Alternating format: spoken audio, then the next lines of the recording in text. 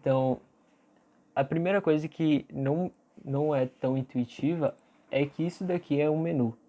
Isso porque ele é uma lista de links. A semântica ela está correta, digamos assim, porque o menu ele é uma sequência de links, né? Uma lista desses links. Porém, essa visualização não está tão intuitiva. Isso porque a gente não manipulou no CSS a nossa lista. Então, uma coisa que a gente vai fazer agora é pegar o elemento UL e tentar dar uma estilização para ele que nos permita entender que ele é o menu. Então, dentro dessa lista eu vou colocar o list style como nome, que é essas bolinhas aqui, porque no menu geralmente a gente não tem essa parte. E vou tentar fazer com que ele fique na horizontal e não na vertical. Uma coisa interessante que a gente tem dentro do inspecionar é essa área aqui que nos permite testar algumas propriedades. Então, se eu quiser, por exemplo, testar alguma propriedade do meu UL, eu posso vir aqui e tentar brincar com todas as propriedades que tem, para ver a forma como ele ficaria. No caso, a gente vai aplicar uma propriedade no L que vai fazer com que todos os elementos fiquem em uma linha, que é o display flex. A gente utilizou aqui o display grid para a gente conseguir formatar a nossa página com um layout de grid, mas existe um outro também muito comum que é o flex. Qual é a diferença do grid e do flex e qual momento eu devo utilizar cada um? O flex ele nos permite ter uma manipulação legal quando a gente tem algo unidimensional. E já o grid é quando a gente tem algo bidimensional. Então, quando a gente vai fatiar uma página, por exemplo, a gente está pensando em colunas e linhas. Então, fica muito mais fácil a gente utilizar o grid. Já quando a gente está tratando de apenas uma linha ou de algo vertical, no caso algo corrido, unidimensional no caso, fica muito mais fácil utilizar o flex. Da mesma forma que a gente tem aquela visualização do grid, a gente também tem do flex. E ele também tem aquela mesma lógica de container e item.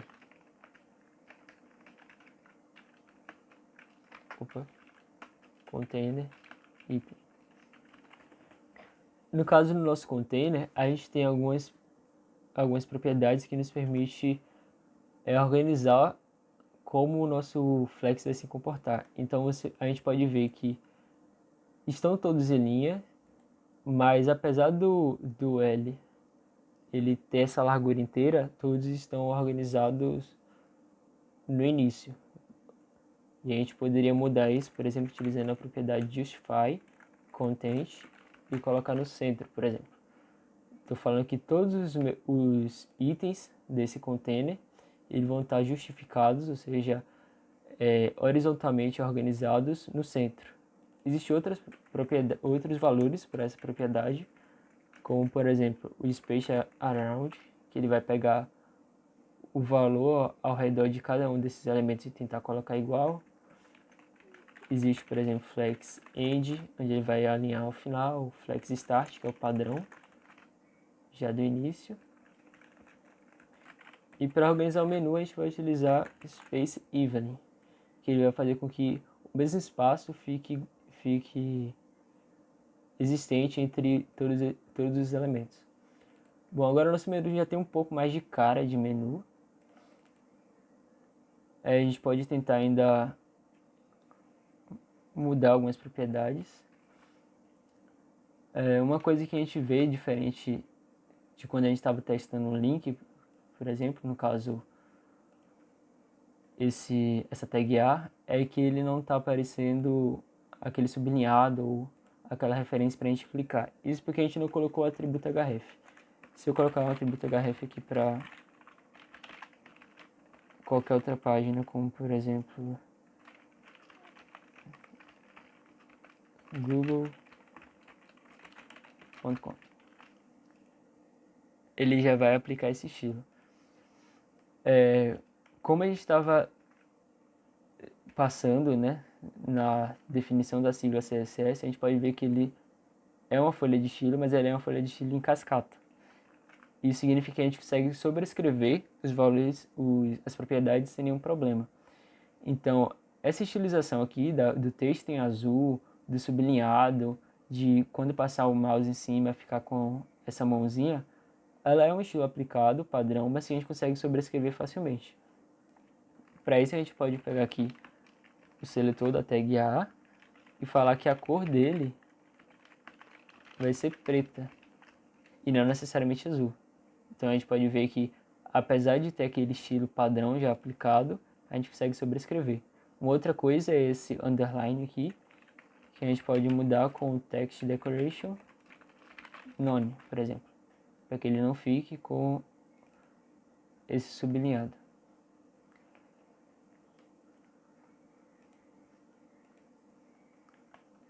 Bom, indo agora para o nosso header, a gente consegue mudar algumas coisas dele para que ele fique um pouco mais parecido com o nosso rascunho.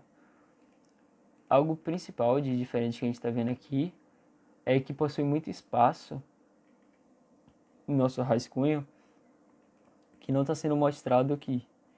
Isso porque ele está tendo a altura dele com um padrão definido pela altura do H1 e do H2.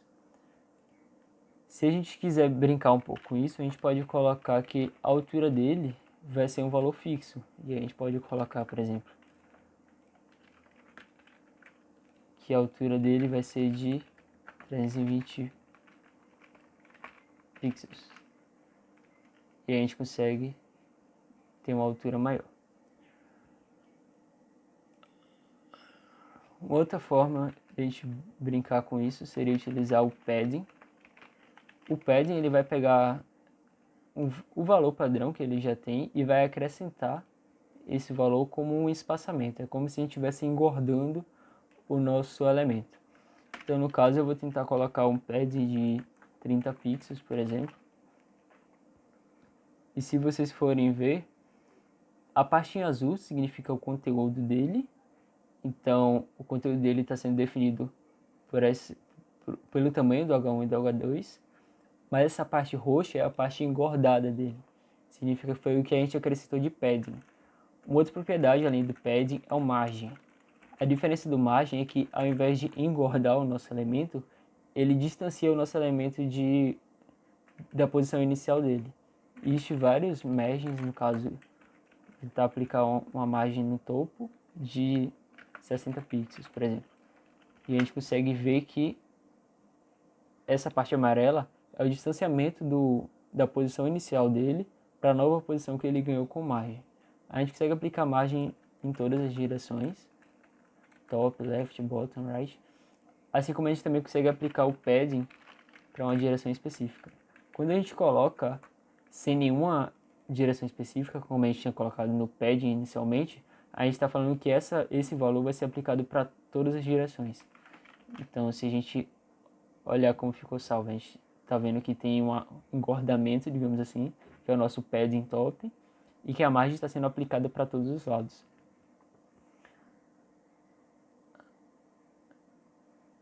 Apesar de não ter sido proposital, eu acho que dessa forma ficou interessante, um pouco parecido com o que a gente estava propondo, só acho que aqui do lado não ficou o distanciamento correto. Então eu vou tentar diminuir um pouco. Na realidade eu vou tirar o padding que a gente estava colocando. E essa margem que a gente colocou anteriormente está ok quando a gente analisa verticalmente, mas creio que ela está muito grande para a parte horizontal. Como eu tinha falado antes, o CSS ele consegue sobrescrever muito fácil tanto os valores padrão que já existe, como a gente tinha mudado a cor do link, como as próprias propriedades que a gente define. Então, se a gente falou que todas as margens, no caso a margem em todas as direções, são de 60 pixels, a gente consegue logo abaixo falar que alguma margem específica vai ter um valor diferente. No caso, eu quero que a margem da esquerda tem apenas 10 pixels. E se a gente olhar o nosso header, a gente pode ver que todas as margens são de 60 pixels, exceto a margem esquerda, porque a gente sobrescreveu ela com o valor de 10 pixels. Isso vale para qualquer outra propriedade. Uma outra forma da gente também fazer isso é definir os valores horizontalmente e verticalmente. Para isso, a gente vai utilizar a mesma propriedade margem, sem especificar qual direção específica a gente está abordando, e a gente vai falar dois valores para ela. O primeiro valor vai ser a margem vertical e o segundo valor vai ser a margem horizontal. Então, se eu for olhar aqui, eu consigo ver que a margem vertical está de 60 pixels e a margem horizontal está de 30 pixels.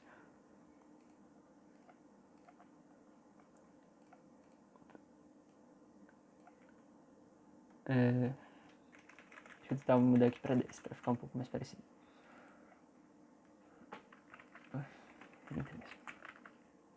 Pronto. Ainda não está 100%, mas já está mais próximo do que estaria antes. Mas perceba que aquele estilo que a gente aplicou na nossa lista, que no caso é o nosso menu dentro do Nave, ela foi aplicada também para essa lista que estava no aside. E a minha ideia é de que a lista do aside de fato fosse uma lista vertical, sem tentar imitar um menu, mas que essa daqui de cima fosse uma lista que tentasse imitar um menu, que ficasse visualmente parecido com o menu. Como a gente já falou aqui que as propriedades aplicadas para um seletor de tag vale para todas as tags, a gente teria que pensar numa forma de fazer com que especificamente essa UL, ou seja, essa lista, ficasse com esse estilo, e não todas as listas. A gente poderia, por exemplo, aplicar um identificador ou uma classe para tentar selecionar essa lista em específico e acabar não afetando a nossa lista do aside. Mas uma outra forma de a gente fazer isso é informar qual o caminho que a gente vai percorrer até chegar nessa UL. Para isso a gente não vai utilizar a vírgula com mais de um seletor, mas sim vai utilizar mais de um seletor indicando qual foi o caminho que o CSS percorreu para conseguir encontrar aquele elemento. No caso, esse UL está dentro de um nav. Então eu poderia falar que dentro de um nav vai ter uma UL que vai ter aplicado esse estilo. Lembre-se que se eu colocar vírgula, eu vou estar falando que tanto o nav quanto o L vai ter esse estilo aplicado. E aí o nosso site também vai ser afetado.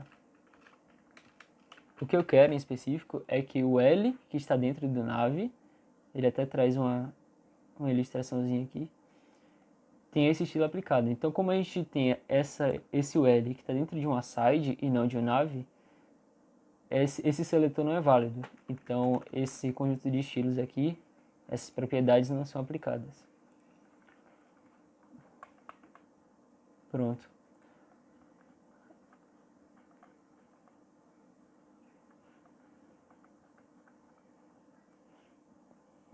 Creio que boa parte da nossa página já está fazendo sentido. Só adicionaria um display flex no nosso footer para que eu conseguisse alinhar melhor o nosso texto aqui no final. Pronto. Agora a gente pode ver que está tudo muito melhor formatado do que estava anteriormente. Mas a gente pode tentar dar um estilo frufru, digamos assim, para que ele não fique com essa cara tão crua de um HTML puro. Ele está bem organizado, mas ele ainda não está esteticamente bonito. Então eu poderia pensar em colocar, por exemplo, dentro desse L, um background black e colocar a cor dele como white. Perceba que a cor dele não foi herdada. Isso porque a gente definiu que a cor do nosso link, da nossa tag A, ela é preta. Se a gente tirar, a gente tem aquele problema de já ter definido uma cor padrão. Então, uma coisa que a gente pode fazer é colocar a cor dele como branca também. Se a gente for pegar esse elemento aqui da UL, a gente vê que ele já tem também alguns estilos aplicados, como essa margem. Cadê? Perdão. Como essa margem e esse padding aqui na esquerda. Esses valores padrão a gente consegue sobrescrever falando simplesmente que o padding vai ser 0 e que a margem vai ser 0. Eu coloquei 0, mas a gente poderia falar um outro valor para tentar deixar isso aqui mais bonito. Então eu vejo que horizontalmente está ok o nosso menu, mas verticalmente ele está muito fino. Então poderia colocar, por exemplo, 12 pixels de padding. Perdão, coloquei no errado. 12 pixels de padding vertical. Pronto.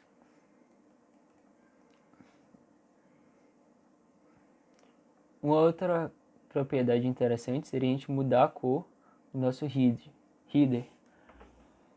Porém, a gente vai ver qual vai ser a principal diferença do margem para o padding nesse exato momento.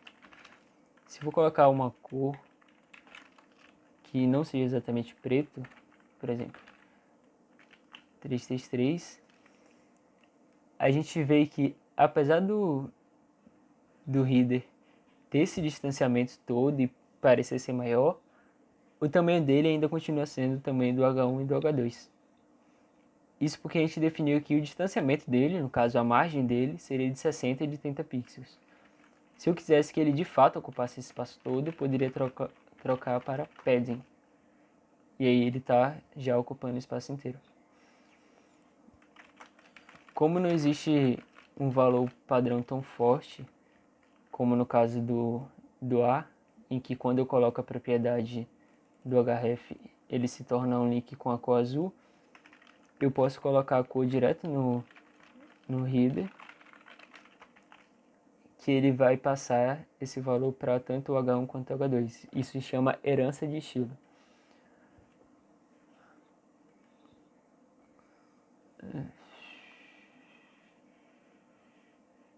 Uma coisa que eu acabei mostrando aqui sem querer é esse hashtag 333. Isso é uma das formas de a gente utilizar as cores. A gente estava utilizando até o momento palavras para descrever as cores, mas não existe a quantidade de palavras necessária para mostrar todas as cores que a gente conhece.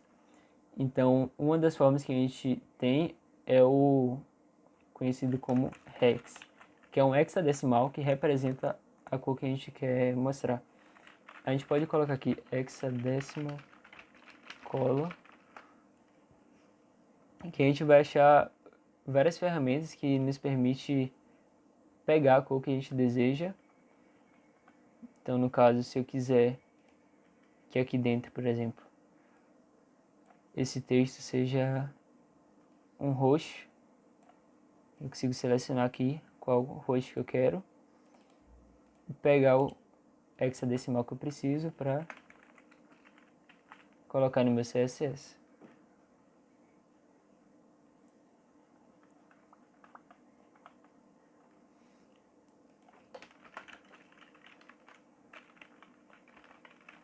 Outra propriedade que a gente também poderia utilizar seria mudar a fonte family,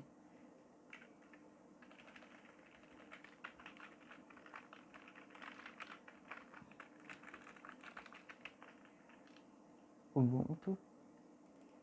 Essa cor está muito pouco contrastante, então vou pegar uma cor mais clara.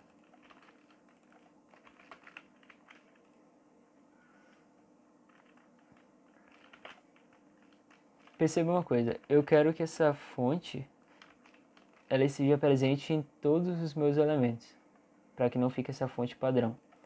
Então eu poderia colocar, por exemplo, de 1 em 1, que a fonte family seria Ubuntu, ou seja, que a fonte utilizada seria Ubuntu. No main também, no aside, só que a repetição dela nos mostra que a gente pode utilizar a herança ao nosso favor. Então a gente não precisaria falar para todos os elementos que a gente colocaria essa fonte. A gente poderia no body definir essa fonte family e assim todos os elementos herdariam essa propriedade. Uma coisa que eu não sei se ficou tão visível é que existe uma margenzinha aqui,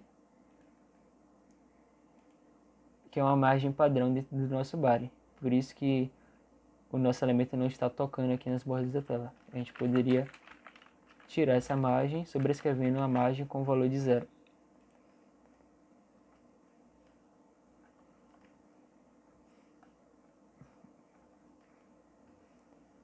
Novamente, utilizando mais de um seletor, eu poderia dizer que o meu main e o meu aside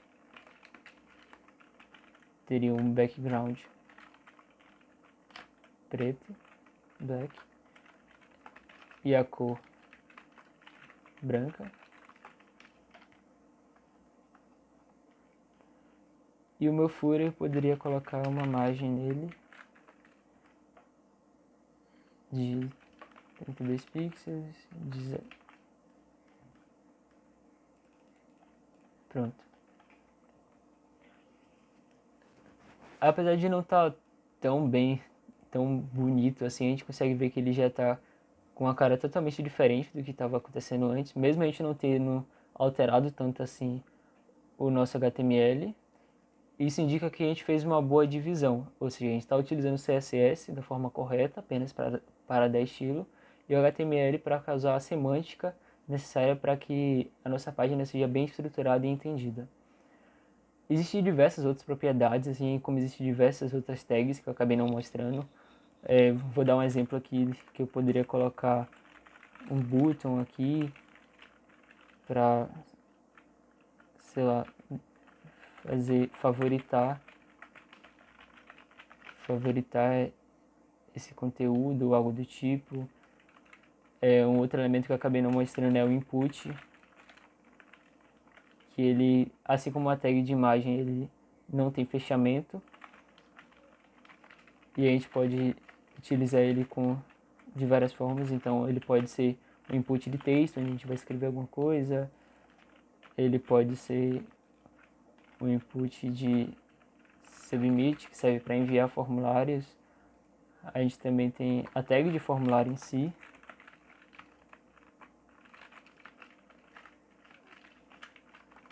Tag de formulário em si, onde a gente conseguiria colocar vários inputs de texto,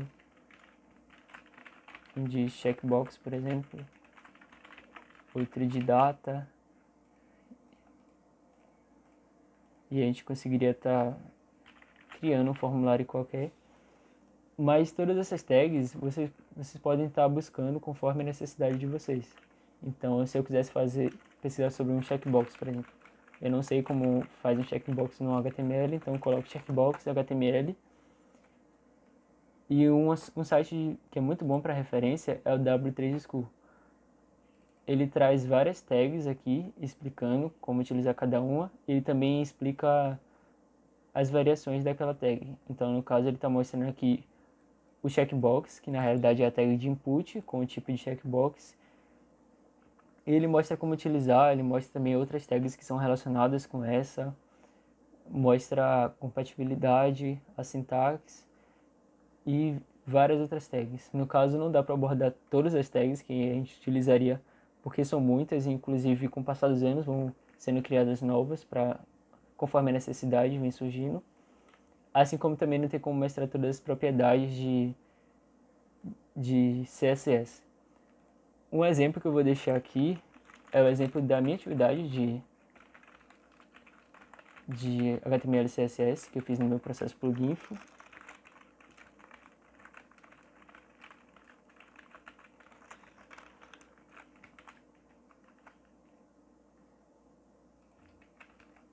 Opa.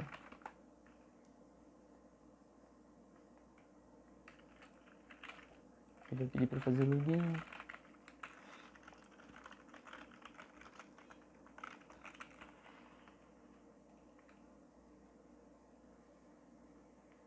Pronto.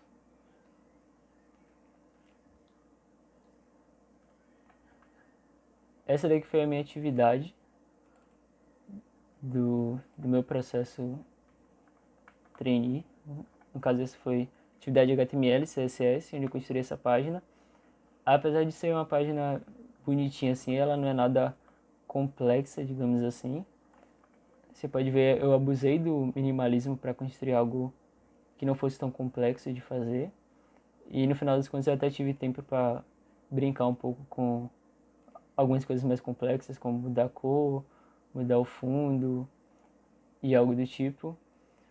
Mas o principal segredo para você conseguir expressar a sua criatividade com o que você estiver pensando em fazer é de fato pesquisar qual vai ser a necessidade, porque é algo muito amplo de se fazer e que te dá uma liberdade muito grande. Então, acho que a única coisa que acabou não abordando aqui são media queries, porque como você pode ver, é uma divisão até um pouco parecida com o que a gente estava fazendo aqui, mas a gente tem, por exemplo, aqui essa coluna ocupando uma parte, e quando a gente diminui, essa coluna vem lá para baixo. Isso vocês vão utilizar com media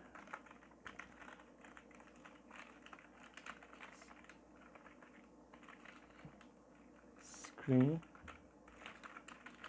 and algo pronto. O que é que são media queries? Media queries eles são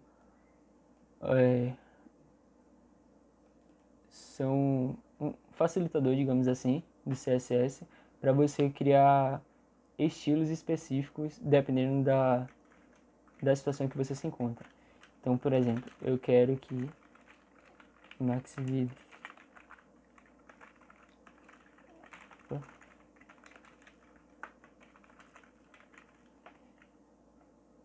quero que isso daqui mude. Então, quero que aqui fique branco, aqui fique preto.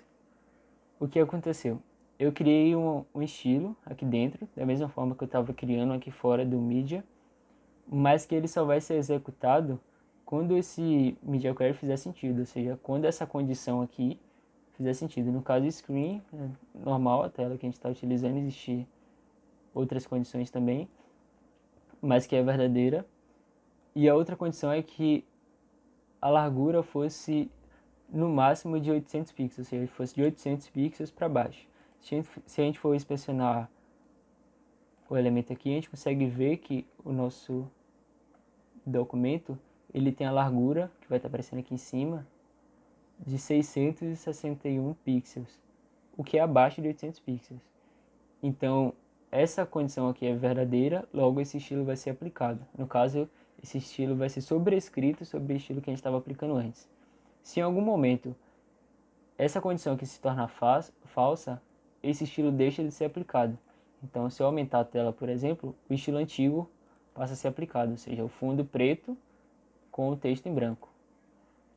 Já quando a tela está menor, eu consigo fazer com que o fundo seja branco e o texto seja preto. Vocês conseguem fazer isso para brincar também com a formatação. Então, digamos que eu quero que o meu body mude aquele grid template. Então, ao invés de ter o aside do lado do main, eu quero que o aside fique embaixo do main. Então, eu vou criar aqui aside,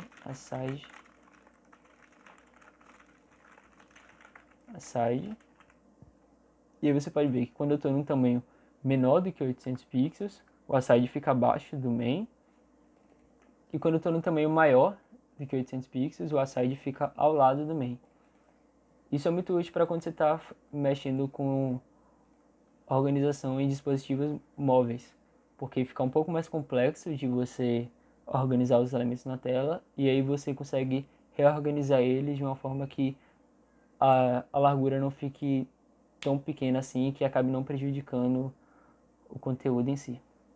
Bom, acho que de HTML e CSS a gente já conseguiu abordar bastante coisa e até a próxima.